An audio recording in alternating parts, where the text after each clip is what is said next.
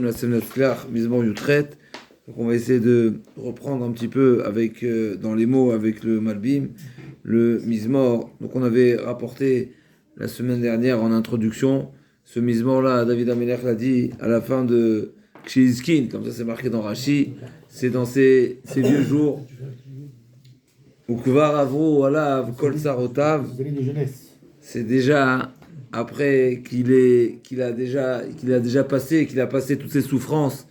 On sait combien il a été poursuivi, il a été rejeté. Vous savez un petit peu David Amelech, c'est quoi son histoire? Alors on la connaît peut-être, mais on la répète pas suffisamment pour comprendre de qui il s'agit. C'est ce grand homme-là qui a été rejeté par son père et donc par ses frères. Et donc ensuite, il a été rejeté à nouveau par ses frères quand il s'est proposé de combattre Goliath. Ensuite, après le naissance de Goliath, bien sûr, Gameta arrive, Eta Dovika, Avdecha. Alors il a été poursuivi par Shaoul, n'est-ce pas? Il y a eu cette jalousie de Shaoul. Et ensuite par son fils, Avshalom, et tous les ennemis, tous les Palestiniens, n'est-ce pas? Tous les Péléchtim, n'est-ce pas? Toutes les guerres qu'il a combattues. Ensuite par Achitophel, alors qu'il était proche de David, Doeg et Achitophel, qui était proche de David, qui ont tourné leur veste contre David. Et malgré tout, toutes ces souffrances-là, et David Amelech qui reste serein, qui chante à Kadosh Baruch Hu et qui demande, qui n'abandonne pas de se retourner, de se tourner vers Akadosh Baruch Hu pour demander d'être protégé et d'être exaucé et de répondre à ses requêtes. Donc là, l'Amnatzer, les Vedachem, les David Asher Diber, l'Adonai Divra Shira Azod, Yomitzili Adonai Yoto Mikaf Koloiva Miyat Shaoul. On avait rapporté également cette précision du Passouk où David Amelech met tous ses ennemis d'un côté et Shaoul d'un autre côté. Alors d'après le Pshat qui est rapporté ici dans le Mefarshim, c'est qu'il y a ses ennemis et il y a Shaoul. Si on fait la différence entre les deux, c'est une manière de dire il y a tous les problèmes et il y a le problème, la difficulté. Alors c'est un petit peu difficile de...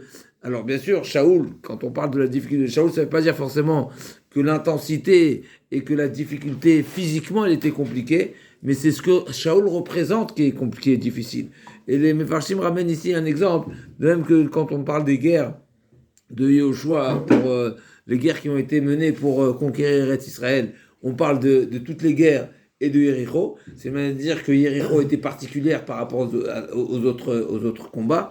Et bien là aussi pareil, il y a Mikaf Kol Oivav et Miyad Shaoul. Shaoul il est mentionné indépendamment donc séparément pour montrer justement l'importance. Et on a peut-être dit on a chidouche, on a proposé peut-être un chidouche que David Amelech n'a pas voulu mettre Shaoul comme un oyev, Chas Shalom. Shaoul n'est pas un oyev, même si Shaoul il a poursuivi, on sait combien de David Amelech il avait de considération pour Shaoul. Shaoul qui est le premier roi Melech Israël, n'est-ce pas? C'est le premier roi dans le peuple d'Israël. Donc il avait du respect et au contraire, même s'il avait la possibilité lui était donnée de se venger, de le tuer, il dit non. Et même Shaoul a reconnu ça. Même Shaoul a reconnu quand David Amelech l'a appelé et il lui a dit, il a reproché les gardes de Shaoul. Où vous êtes? Vous êtes endormis. Regardez, je suis là. Je suis dans le camp. J'ai même pris les armes. Donc vous êtes endormis dans la. Non seulement incroyable. Vous imaginez un petit peu. C'est le poursuivi qui reproche le poursuivant de ne pas l'avoir bien, ne pas avoir protégé le roi. C'est incroyable un petit peu cette situation. Pardon? D'accord. À partir du Pasuk Gimel, Hachem Salim Soudati, Adonai Salim Soudati, Mfaltili, Eli Souri Chesebo, Magini Vekiranishim Isgabi. Il nous dit le Malbim à ce sujet-là, c'est que David Amelech commence à parler de sa vie paisible, n'est-ce pas, où il est protégé, épargné de toute difficulté. Et là, il nous dit, le Malbim à ce sujet, il y a deux précisions dans la reconnaissance. Premièrement, il y a le fait d'être protégé des ennemis.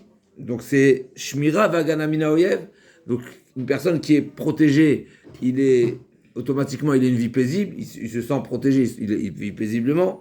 Et deuxièmement, c'est pas seulement qu'il a une protection et donc l'ennemi ne réussit pas à lui faire du mal. Mais en plus de ça, c'est que lui, il a le dessus sur l'ennemi. David Améler remercie Akadosh Baruch Hu de lui donner cette réussite, de combattre l'ennemi, de surmonter l'ennemi. Et donc le Malvi nous dit à ce sujet, David Améler, donc on va le retrouver dans le Passouk, Hachem Sal'i, Mesudati, Umfaltili, Tsuri, Magini, Kerenishi, Misgabi. Tous ces mots-là, on va les détailler, le Malvi va nous les détailler, et on va essayer d'aller gentiment. Donc Hachem Sal'i, Mesudati, Umfaltili, il nous dit le Malbim, quand on parle d'une agana, donc d'une protection, d'une situation, oui, où on se sent protégé, alors, premièrement, miflat, n'est-ce pas, Hachem, salim souati, umfalti. Miflat, c'est échapper. D'accord? Donc, c'est cette reconnaissance où j'ai pu échapper mes ennemis. J'ai pu m'échapper de mes ennemis, pardon.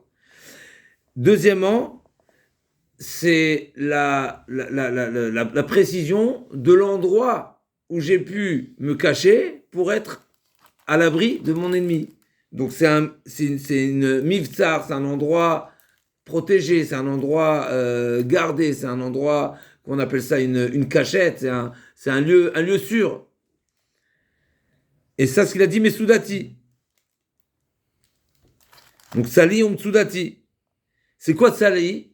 Donc il a parlé d'abord du lieu qui est le lieu de refuge, mais en plus de ça, Sali, c'est un lieu qui est haut.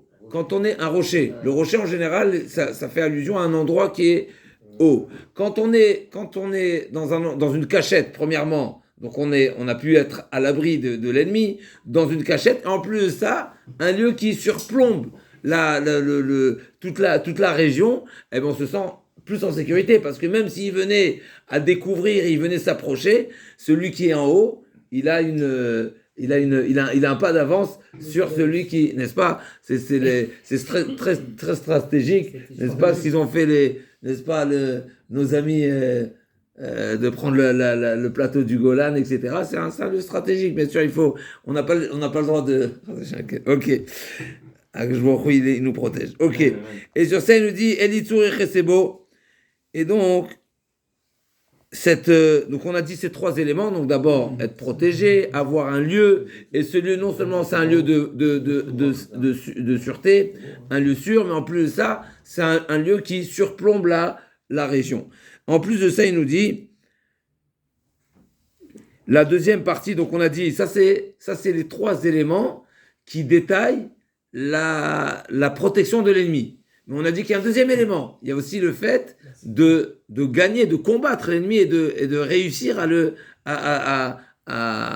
vaincre, n'est-ce pas? Donc ça, sur la deuxième partie, il a dit Eli, Tsuri et Chesebo, à savoir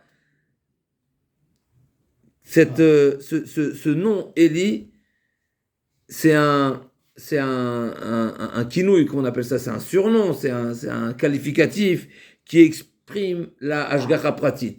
Donc quand une personne ressent cette proximité avec Akadosh Baruch Hu, alors comme si il lui dit tu es mon Dieu, ça veut dire que Akadosh Baruch Hu a une proximité, Akadosh Baruch Hu me protège à moi en personne, personnellement, c'est pas une protection générale et globale, clalit, mais c'est personnel.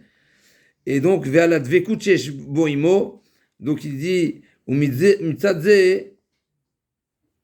Et donc, par rapport, c'est ce ressenti ou cette proximité qui va me permettre et qui va me garantir et qui va m'annoncer ou qui va me donner ce confort et de pouvoir à nouveau, même dans le futur, continuer à poursuivre et à combattre mes ennemis. Maintenant, il va revenir le Rav sur les on a dit Salim Soudati, Magini Vekeranishi Misgabi. Le Magen, quand on parle pour réussir à combattre un ennemi, donc il faut un Magen. C'est quoi un Magen? C'est un bouclier. Mais dans le bouclier, c'est comment on appelle ça? C'est comment on appelle ça? C'est pas un outil, mais. Une protection, ok.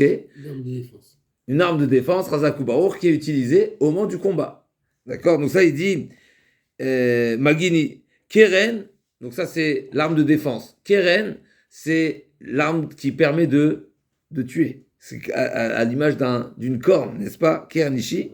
Et Ishi et Misgabi, ça fait référence à la force qu'il faut avoir pour tenir le bouclier et tenir l'arme, n'est-ce pas? Il faut d'un côté avoir l'arme de protection, d'un autre côté, il faut avoir l'arme qui permet d'abattre l'ennemi, parce qu'on a dit qu'il y a deux éléments, il y a la protection et il y a vaincre le combat, et il faut avoir la force de réussir, n'est-ce pas? Donc c'est les trois choses, donc c'est Magen, Keren et Ishi, Misgabi, donc c'est les trois éléments. Meoula, là on va parler d'un chidouche magnifique. Meoula, alors on a vu ce matin dans la Gemara, il faut que je retrouve, et Mechila, il faut que je retrouve les mots de la Gemara dans le pasuk suivant. Meoula, l'écra Hashem, il dit un chidouche terrible ici, le Malbim.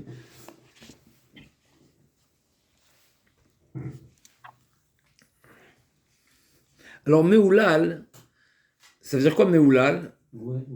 Qui est loué. Qui est loué constamment, tout le temps, avant, après, il n'y a pas de, c'est inconditionnel, c'est intemporel, n'est-ce pas? Meoulal, Ekra Hashem, Umino Iva Ivashia. Il nous dit ici, il nous dit le Malbim. Qui est loué Hashem? Quoi, nous, on a besoin de le louer? Hein? Il est Meoulal Hashem. Effectivement, c'est un devoir. Mais, donc on n'a pas besoin de le louer, puisqu'il est déjà loué. Le bon Dieu, il n'a rien besoin de nous. Ah, d'accord. Le bon Dieu, il n'a pas besoin. Le bon Dieu, il aurait pu ne pas nous créer aussi. Tu m'entends? Nous, on a besoin de lui, mais lui, il n'a pas besoin de Razak. Il nous offre la possibilité de le louer. C'est ça la grandeur. Donc il nous dit un chidouche terrible, le Malbim ici. Le fait même de louer Akadosh Baruch Hu est suffisant pour être protégé des ennemis, et ça suffit. C'est une approche suffisante qui va permettre d'être épargné et d'être sauvé des ennemis sans avoir besoin de demander d'être sauvé des ennemis. Encore une fois. Mais où là l'écran Hachem, Akadosh Baruch Hu, il est loué, et je le loue, n'est-ce pas? Les louanges constamment. Le fait de louer Akadosh Baruch Hu, c'est suffisant pour être épargné et ne pas avoir besoin de demander des bakachotes, des demandes. Est-ce que vous suivez la puissance du Malbim? Le Malbim dit, je relis. Raki alelu tamid al tovotav. Dis merci au bon Dieu, tu n'auras rien besoin de demander. C'est incroyable. Nous, on pense que c'est deux choses. Il y a la demande et il y a le remerciement. Mais en réalité, dis merci, tu n'auras pas besoin de demander. Je suis agréé d'office, en fait. Je suis agréé d'office. C'est-à-dire, en fait, tout ce que j'ai besoin. Comme si que le remerciement, la reconnaissance, exactement, ça anticipe la situation. Tu n'auras même pas besoin. Je vous lis, Rakelu tamid al tovotav, valede hilul levad, mino iva ivasha, velo itzarech le tfila klal. Donc clairement, il nous dit ici qu'il y a au moins deux manières d'aborder le jour. En tout cas, il y a deux approches. Il y a l'approche du remerciement, de la reconnaissance, du merci Hachem, de louer Akadosh Baruch Hu. Et il y a la demande, et il y a l'approche, Hachem, j'attends quelque chose de toi. Il nous dit David Ameler, dis-lui merci, tu n'auras pas besoin de lui demander. Tu n'auras rien besoin de demander. C'est quelque chose de terrible. Et là, je voulais vous partager un petit peu ce qu'on a vu ce matin. Une Gemara terrible qui nous dit, une Gemara terrible. Ouais, toutes les Gemaras tous les passages de la Gemara sont très particuliers. Mais il y a quelque chose de très spécial qui est marqué dans la Gemara, Mechila, juste pour revenir à la grandeur, à l'importance. On le sait, on le répète souvent, mais c'est une Gemara qui nous dit, c'est important de lire, voilà, de partager avec vous cette Gemara qui est explicite. La Gemara nous dit comme ça. Je vous lis la Gemara.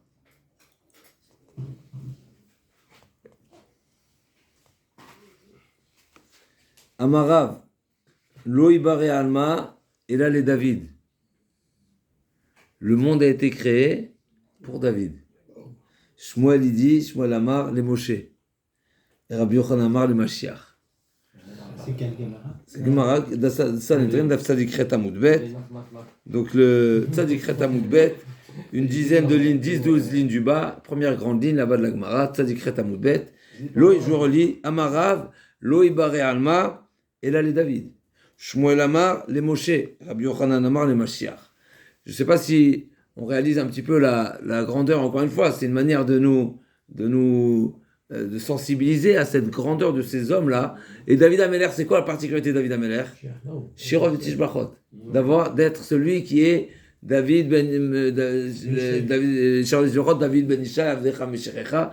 Tous les Shirov Tishbachot, David Ameller, c'est le symbole des louanges d'Akadosh Baruch Hu. Le monde a été créé pour, voilà, c'est à l'image, ou David, ou Moshe, ou Mashiach. Il n'y a pas, on a mis David en premier d'ailleurs, c'est intéressant. Alors Moshe Rabbeinu, on sait bien sûr, s'il n'y a pas Moshe Rabbeinu, c'est grâce à lui qu'il y a la névoie, c'est grâce à lui qu'il y a la Torah, c'est grâce à lui qu'on est là, bien sûr, parce que si il n'y a pas le matin de Torah, on ne sort pas d'Égypte, on sort d'Égypte pour recevoir la Torah pour rentrer en Eretz Israël, on ne va pas rentrer en Eretz Israël sans Torah, n'est-ce pas? La Torah, il fallait la recevoir dans le désert, parce qu'on ne peut pas rentrer en Eretz Israël, n'est-ce pas, sans les éléments qui nous permettent de vivre correctement en Eretz Israël.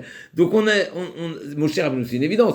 Mashiach, on ne sait pas ce que c'est, mais naturellement, c'est une évidence également, puisque Mashiach, c'est la finalité, mais David Ameller, tellement important, on n'a pas parlé d'Avraham, Yitzhak, Yaakov, on n'a pas parlé des autres tzadikim, on n'a pas parlé de Rabbi Akiva, bien sûr, tous les tzadikim, c'est des maillons essentiels dans notre histoire. Mais là, on est en train de parler pourquoi le monde a été créé, n'est-ce pas? Ça veut dire que c'était une raison suffisante de créer le monde pour David. Une raison suffisante de créer le monde pour Moshe Rabbeinu et une raison suffisante pour Mashiach. Alors, le point commun, le Maharsha, il nous dit, c'est quoi le point commun de ces trois-là? C'est qu'on voit que ces trois personnes, ces personnalités, qui sont encore une fois des piliers du clan d'Israël, ils ont mérité une bracha pour eux, pour leur descendance. David Amelech, il a mérité le règne, lui et toute sa descendance.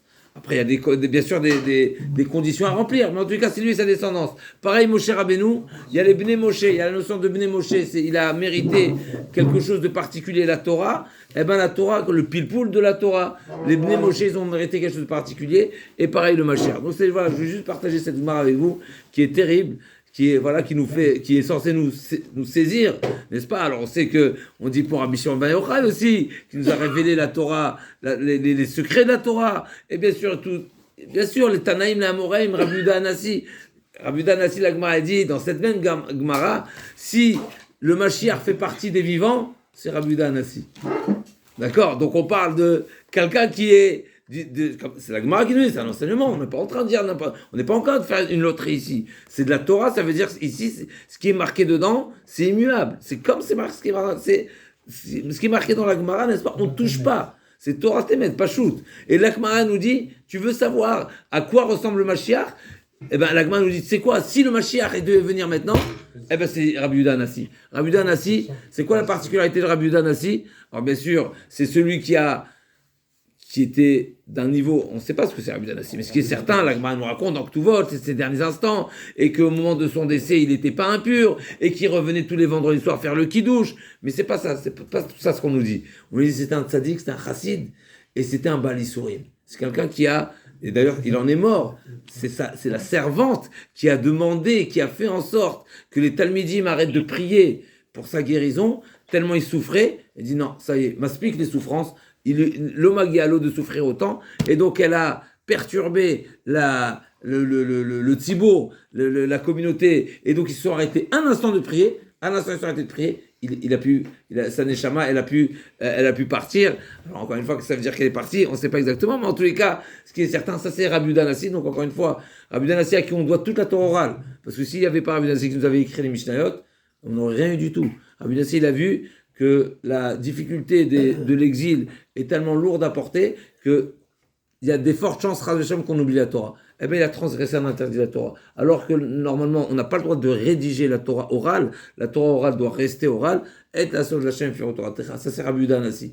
Donc, on parle de grandes personnalités qui auraient pu être Mashiach ou qui auraient pu être Mashiach, comme on a dit pour Chizkiyahu. Eh bien, il est marqué aussi pour Rabbi Yehuda Hanassi. Mais c'est parce que la Gemara l'a retenu. Elle a retenu finalement David Ameller, Moshe Rabbeinu et Melech HaMashiach. Alors effectivement, Mashiach, c'est tous ceux qui auraient pu être Mashiach peut-être également. En tout cas, ça c'est pour revenir sur ce pasouk-là terrible qui nous dit Meoulal ekra Hashem, Meoulal Vashia. Donc Meoulal, n'est-ce pas qu'Akadosh Baruch Hu, il est loué, tout le temps loué, c'est ça ce qu'on doit faire. Et si on le loue constamment, peut-être sans interruption, sans moment de je vais lui demander quelque chose. Non, mais quelque part, c'est comme si on dit, au lieu de te perdre, de t'égarer dans ce que tu as besoin et dans ce que tu souhaites, mais remercie le bon Dieu. Remercie. Si tu as besoin, si tu as réellement besoin, mais le bon Dieu va te le donner. N'est-ce pas? C'est quoi ton. Pourquoi? Si tu demandes, parce qu'en réalité, si on se permet de demander quelque chose, ça veut dire quoi? C'est qu'on sous-entend. Qui manque. Il manque. On n'est pas au top, on n'est pas à l'aise, on est un petit peu étriqué. Mais ça veut dire qu'il manque de la louange. N'est-ce pas? C'est qu'il manque de la louange. À ce moment-là, en réalité, la demande, c'est l'expression sourdine du non-remerciement. Bah oui, même si on ne se plaint pas, même si on le, n'est-ce pas? Même si on ne se plaint pas, mais en réalité, c'est ce que ça sous-entend. Parce que si tu te sentais comblé, mais dis je suis comblé, et que comblé, pourquoi tu veux dire? Parce que, oh Dieu, terre, Tom. Non, ok. C'est quoi, alors, comment c'est marqué dans le mot? On passe au Kafalef.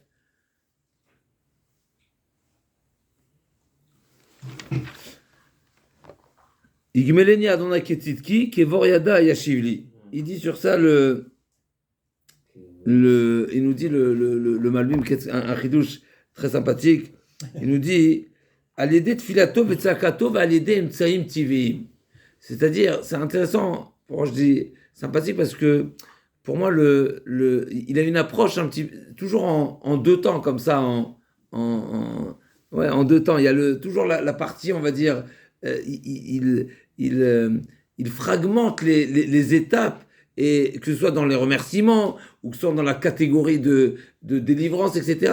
Là aussi, il nous dit, à l'aider de Fiat Sakato, avec la demande, la tfila, la bakasha, il a mérité, David Améler, il reconnaît d'avoir mérité une délivrance qui est par des moyens, on va dire, TV, donc ce qui est naturel, de l'ordre naturel. Et donc, mais malgré tout, David Améler lui-même dit que ces délivrances qui étaient naturelles, eh ben, elles ont été elles-mêmes une source ou l'origine d'une deuxième chute ou d'une deuxième situation d'oppression ou de malheur, etc. Et Akash Baruch Hu, à nouveau, lui a présenté encore une situation, encore une fois, d'une apparence, on va dire, naturelle, qui va être à nouveau, et comme ça 2 fois et 3 fois, qui va être encore une délivrance. Et là, donc ça c'est la première catégorie. Et là, à partir de ce pasouk-là, David Améler va parler d'une deuxième catégorie de délivrance, où Meata, il dit, il y a la deuxième catégorie qui est d'une manière surnaturelle. Et là, donc il y a, incroyable, je dis, il y a la délivrance qui est le fruit de la tfila, qui n'est pas forcément par un mérite. Et là, c'est une délivrance qui est d'une dimension naturelle, mais encore une fois, cette dimension naturelle, elle n'est pas a priori une délivrance totale, finale, parce que David Améler nous dit qu'il a pu constater que cette délivrance-là l'a amené, la situation de délivrance de l'état 1 a été la source et l'origine d'un état 2 qui était à nouveau une difficulté. Mais là, on parle d'un deuxième niveau, qui n'est pas le fruit de la tfila, mais qui est le fruit des bonnes actions. C'est-à-dire, le résultat, c'est-à-dire qu'il est méritant. Et par le mérite, Akash Baruch Hu lui l'a délivré d'une manière miraculeuse. Et là, quand Akash Baruch Hu délivre d'une manière par le miracle, alors là, il n'y a pas le miracle d'Akash Baruch Hu, c'est quelque chose de parfait. Donc on peut pas imaginer que le miracle est la source d'une deuxième situation qui est problématique. Quand c'est du teva, quand c'est naturel, alors la délivrance naturelle peut être, même si en premier état, c'était une délivrance, ça peut être la source d'une deuxième situation difficile à surmonter, n'est-ce pas? Comme c'est par exemple, il disait tout à l'heure, Akash Baruch Hu, il a utilisé l'eau pour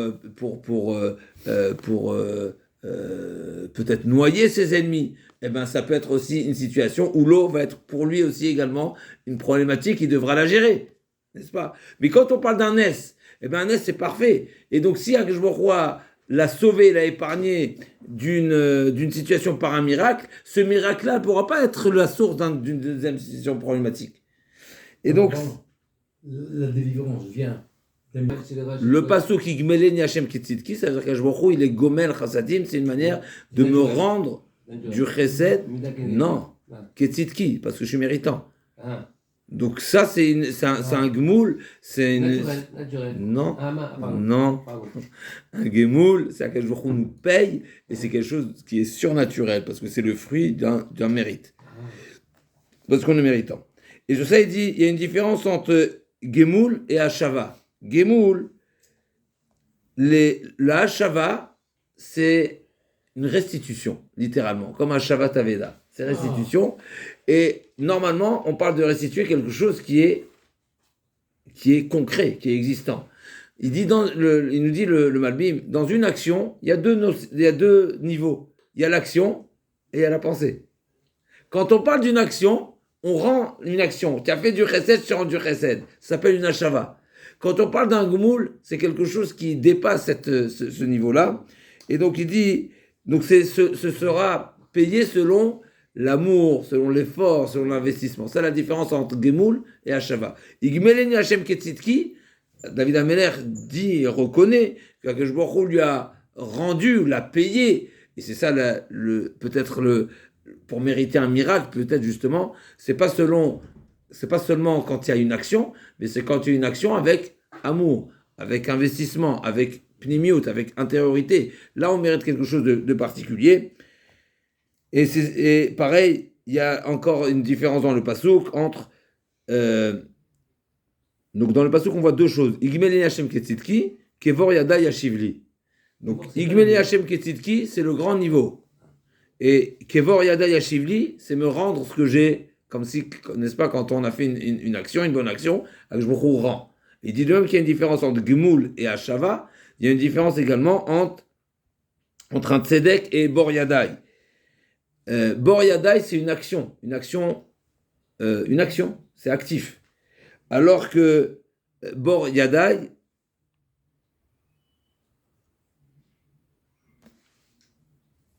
Tzidki, c'est Tzedaka, c'est une action. Kevor Yadai, c'est la retenue de la Avera. Et là, on a un chidouche ici, il nous dit le Malbim, il nous dit que David Amelech nous révèle qu'une personne qui se retient de faire une Avera, en réalité c'est une Gma, la Gma dans Kiddushin, toute personne à qui s'est présenté à lui une Avera et ne l'a pas faite, eh bien, je me considère comme si il avait fait une bonne action. Même si c'est sous la forme passive, en réalité, c'est comme si c'est une action. Mais c'est seulement Hashava. Encore une fois, c'est le petit niveau. Le grand niveau, c'est Tzidki. Ce que je voulais partager avec vous, 2 points. Mechila, vas-y. Ki shamarti darkei Hashem. Et là, il nous dit quelque chose un bruit douche, à nouveau le Malbim. Shamarti darkei Hashem. Il dit ici il nous dit ici le Malbim. David Ameler précise que ce qu'il a accompli, la volonté d'Akadosh Baruch Hu, les mitzvot, les devoirs d'Akadosh Baruch Hu, c'est pas seulement parce qu'il s'est soumis à la logique de la chose, à la compréhension de la chose. C'est pas seulement des mitzvot ou des bonnes actions qui sont logiquement imposées à tout être humain parce que c'est une conduite normale, c'est une conduite logique, n'est-ce pas, comme toutes sortes de mitzvot, ne pas voler, ne pas tuer, ne vavtel hakamocha, encore dans le c'est particulier, kibud avaim, etc. C'est des mitzvot, on va dire, logiques. Même les mitzvot logiques, David Ameler dit, je les ai pas faites parce que la logique le demande, mais je les fais parce que c'est darkei Hashem. Et c'est ça ce qu'il dit, je vous lire dans les mots. Il dit, kichol mishpatav lenegdi, vechukotav lo ashermeni. Il dit à ce sujet-là, justement, l'Albim, il dit